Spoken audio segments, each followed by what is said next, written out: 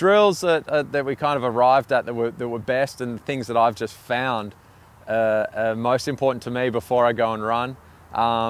Mostly just things that, you know, open up the pathways between, you know, my brain and my body, so they activate muscles which, if I just get out of bed and start running and then go straight and just keep running, you know, I'm not going to have all my balancing muscles and everything else switched on that I get if I do some drills which twist my body, get more proprioception happening through my feet, my ankles. Most importantly, it was before training, everything has to be a dynamic stretch, as opposed to static stretching, which is holding it for 30 seconds or more. Dynamic stretching is literally you're just going into the stretch and then you're out of it really quick. So you're not holding it. You want to just give the muscles just a little spring, a little warm up. You don't want to actually take that bounce out of the muscles, because that's the sort of bounce that you want when you're running. You want the muscles to be elastic and have that spring back also. So opening up the hip flexors, just doing a lunge, stretching up this arm and then just twisting back.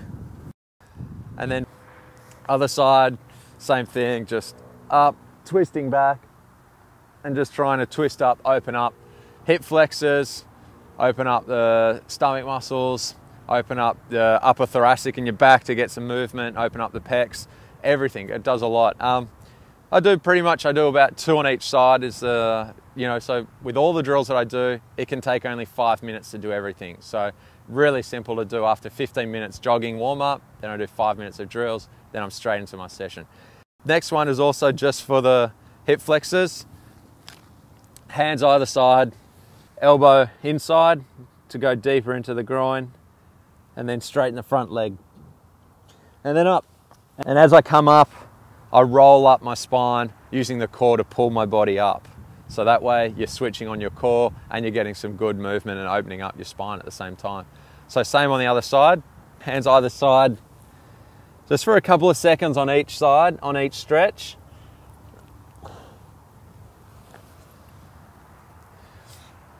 Another dynamic stretch that I do that I really enjoy, mostly because it shows up any weakness very quickly, is just hands either side, weight into right leg, and then just keep that left leg up and go forward and then back up.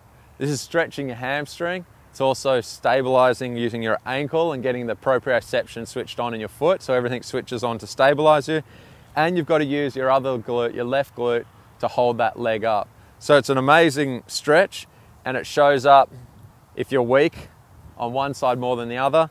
So if I go to my left side, which is generally has been my weaker side, I'm a little bit more unbalanced on that side. I know I've got to keep working on building up my glute strength in my left side so I'm more balanced. And just down and back up. And I just do about 4 or 5 down and back up on each side.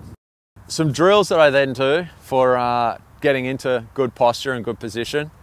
So you stand tall, switch your core on and try and stand as tall as you can, reach up to the sky, then go up onto your toes, lean forward a little bit, little baby steps,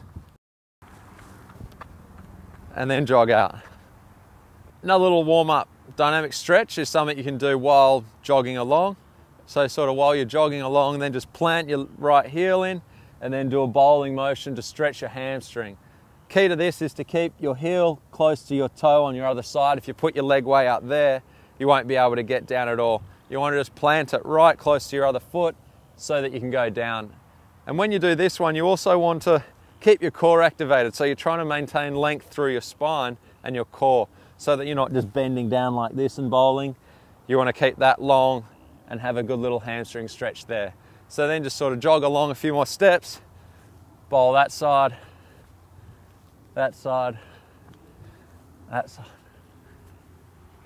My favorite drill to do is the one that you look silly doing, and I often end up doing this along a main street when I'm just doing my warm-up, but you can't worry about what the cars might think when they drive past you. You've got to just do what's right for you, and you know, so I do this wherever I am in my warm-up. When I find a nice flat straight piece of pavement, you know, just running sideways, and it just warms up all my inner muscles, gives me really good twisting warm-up, switches on a lot of things and proprioception in my feet and ankle strength, and it's just one in front, one behind.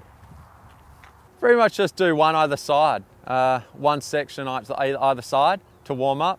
And, but you know, really trying to get a good twisting motion at the hips so that my body's facing the other way. So when you're doing that crossover drill, you want to stay really light on your toes. You don't want to be heavy. You want to feel like you're a dancer almost, and feel like you're doing it quite quickly and with a lot of lightness. And then once I've done all my drills and my dynamic stretching, I'll then just do 3 or 4 run-throughs, which is basically sprints for about 40, 50 meters. So I build into it, start at 80% and build up to one that's pretty much flat out. And in those sprints, I'm really focusing on that my pace and my legs are driven by my arms. So I'm really powerful with my arms and they set the pace for my legs to follow. So that helps connect my arms to my legs so that when I hit a hill on my run, again, the arms really come into it uphill. So those sprints for me are best that they work to connect my arms to my legs.